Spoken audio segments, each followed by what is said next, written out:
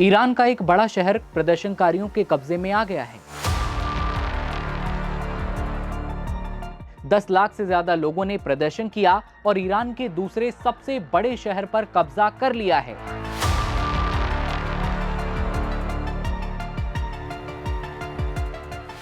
Khamenei के जवान भी शहर छोड़कर भाग खड़े हुए हैं।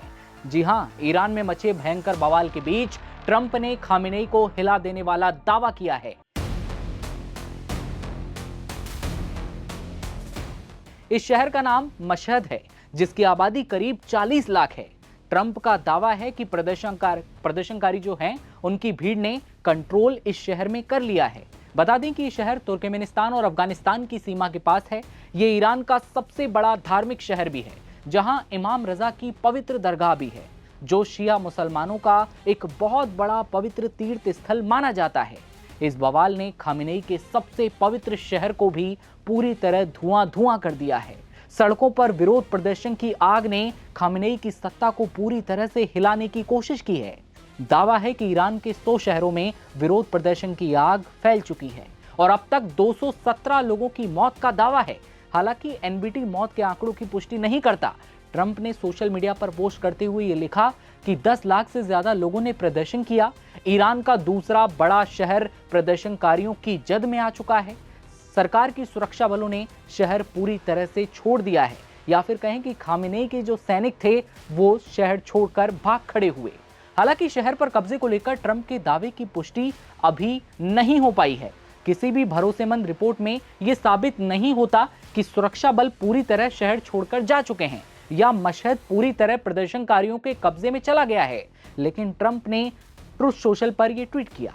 अमेरिकी ह्यूमन राइट एजेंसी के मुताबिक प्रदर्शनों के दौरान हुई हिंसा में अब तक 62 लोग मारे गए हैं। एक पुलिस अधिकारी की चाकू मारकर हत्या कर दी गई, जबकि 2270 से ज्यादा लोगों को गिरफ्तार कर लिया गया है। ये आंकड़े हर जगह अलग हैं।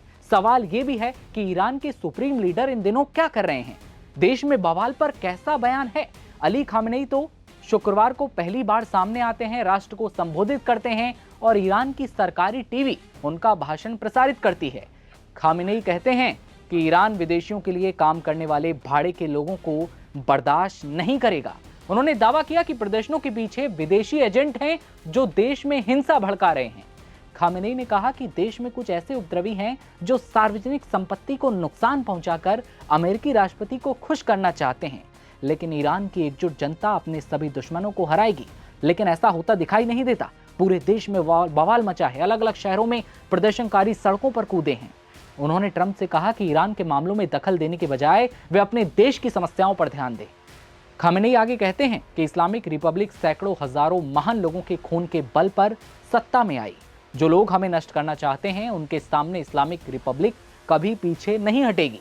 खामेनेई का यह बयान उस घटना के कुछ ही वक्त बाद आया जब गुरुवार को ट्रंप ने दोबारा चेतावनी दी थी कि अगर ईरानी सुरक्षा बल प्रदर्शनकारियों की हत्या करते हैं, गोली चलाते हैं, तो अमेरिका ईरान पर हमला कर सकता है। यानी कि अगर ईरान की सरकार ने, खामेनेई के नुमाइंदों ने गोली चलाने की कोशिश की तो अमेरिका चुपचाप नहीं बैठेगा। और होता भी यही है। अब खामेनेई धमकी पर धमकी दे रहे हैं, ट्रंप की ओर से धमकी दी जा रही है। आपको क्या लगता है, क्या ईरान के जो शहर है ईरान का जिसकी आबादी 40 लाख है, मशहद, वहां पर कब्जा हो चुका है? कमेंट सेक्शन में अपनी राय बताइए। क्या ये युद्ध, क्या ये जंग जैसे हालात शांत हो पाएंगे? कमेंट सेक्शन में अपनी राय बताइएगा और देखते रहिए नवभारत टाइम्स।